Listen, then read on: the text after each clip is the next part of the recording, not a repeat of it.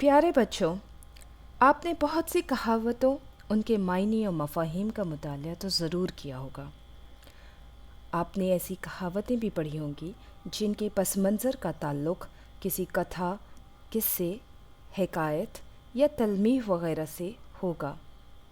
کہاوتوں کے بننے، سنورنے، رائج ہونے اور ان کے آغاز و ارتقاء میں بزرگوں کے ملفوظات، اہم اقوال، دوہوں، مصروں اور اشعار کے اہم حصوں کے علاوہ قصوں، کہانیوں، حکایات اور تلمیحات کا اہم کردار رہا ہے۔ کچھ کہاوتوں کا تعلق قدیم قصوں سے ہے تو کچھ کا تاریخی، نیم تاریخی یا سماجی واقعات سے ہے۔ کچھ کہاوتوں کا تعلق من گھڑت اور خیالی داستانوں سے ہے تو کچھ کا تعلق حقائق سے ہے۔ کچھ کہاوتوں کے وجود میں آنے کا سبب سبق آموز اور معلوماتی حکایات ہیں۔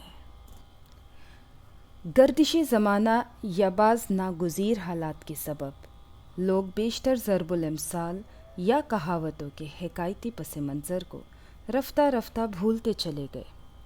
البتہ ان سے متعلق کہانیاں کتابوں کے اوراق میں محفوظ رہیں، جیسے ناچ نہ جانے آنگن ٹیڑھا یا پھر الٹا چور کوتوال کو ڈانٹے۔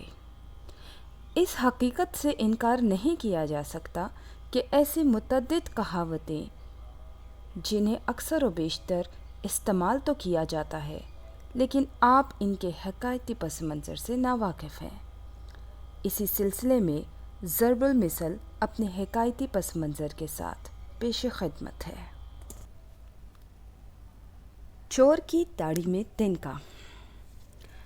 چور خود اپنے چوکنے پن سے پکڑا جاتا ہے یا پھر قصوروار اپنی حرکت سے پہچانا جاتا ہے یا پھر چوری کی بات کو چور اپنے اوپر لے جاتا ہے۔ اس کہاوت کی مناسبت سے کئی واقعے بیان کیے جاتے ہیں جن میں سے ایک اس طرح مشہور ہے۔ ایک شخص کی کوئی چیز چوری ہو گئی۔ اس نے قاضی کی عدالت میں مقدمہ دائر کیا۔ قاضی نے ان لوگوں کے نام پوچھے جن پر چوری کرنے کا شک تھا۔ قاضی نے مشکوک آدمیوں کو بلا کر ایک ساتھ کھڑا کیا اور سپاہی سے کہا، میں جس کی طرف اشارہ کروں اسے فوراً گرفتار کر لینا۔ اس کے بعد قاضی نے کہا، دیکھو چور کی داڑھی میں تنکا۔ چونکہ چور کے دل میں پہلے ہی سے خوف تھا اس لیے وہ فوراً اپنی داڑھی کے بالوں کو صاف کرنے لگا۔ اس کی اس حرکت سے قاضی سمجھ گیا کہ یہی چور ہے۔ اس نے سپاہی کی طرف اشارہ کیا اور سپاہی نے اسے گرفتار کر لیا۔ کچھ دیر کے بعد چوری کی ہوئی چیز بھی اس کے پاس سے برآمد ہو گئی۔ اسی وقت سے دھیرے دھیرے یہ کہاوت مشہور ہوتی چلی گئی کہ چور کی داڑھی میں تنکا۔ شکریہ۔